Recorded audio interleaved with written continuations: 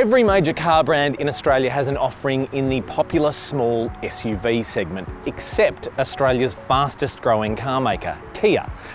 That's all about to change this month with the arrival of the first ever Kia Seltos.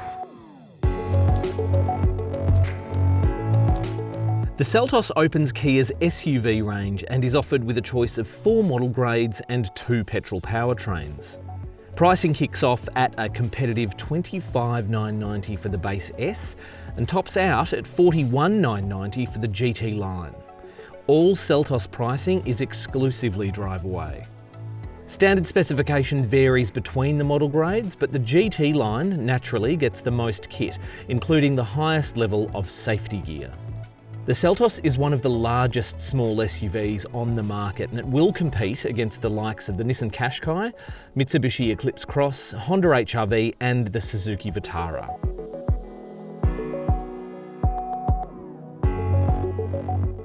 The Seltos has a bold exterior design at the front that could be polarising, but it's certainly eye-catching, particularly the GT line with its standard LED headlights. The cabin evolves Kia's current interior design theme, using premium materials and a logical, uncluttered layout for the dash. The base Seltos S has an 8-inch touchscreen, but all other variants get a 10.25-inch unit.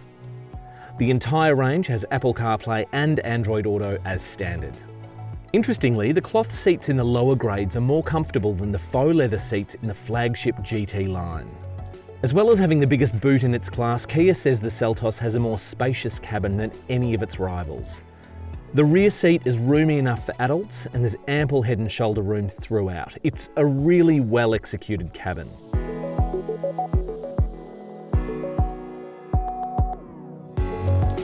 The Seltos S Sport and Sport Plus use a 2-litre naturally aspirated petrol engine, delivering 110 kilowatts and 180 newton metres, which are identical outputs to the base Hyundai Veloster with which it shares an engine.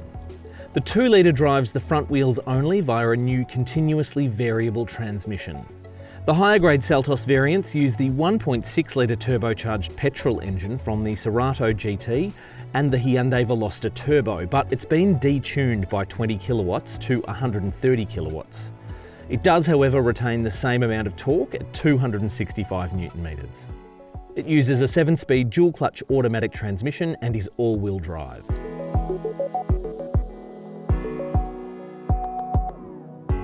Despite the 2-litre unit lacking the grunt of the 1.6-litre turbo, it's still a sprightly engine and feels quicker in a straight line than the Veloster Turbo. The new CVT acts like a torque converter auto and it's well matched with the engine. The turbo is a quicker engine, but the dual clutch lags on takeoff and it's not as fuel efficient as the 2-litre unit.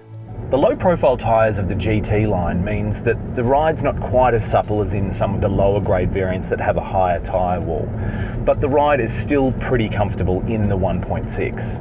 One area that Kia has come along in leaps and bounds with the Seltos is cabin quietness. They've worked really hard to improve noise, vibration and harshness levels in the Seltos, and it's really noticeable. It's a really quiet cabin, more so than a number of other Kia products like the current Cerato. As well as the suspension, the steering in the Kia Seltos has been tuned by Kia's local engineering team. As a result, it is quite sensitive, particularly in the 1.6-litre car, but turn-in is really sharp. Kia might have arrived late to the small SUV party, but the Seltos is set to have a big impact on the segment. For more information on the Kia Seltos, head to racv.com.au/RoyalAuto.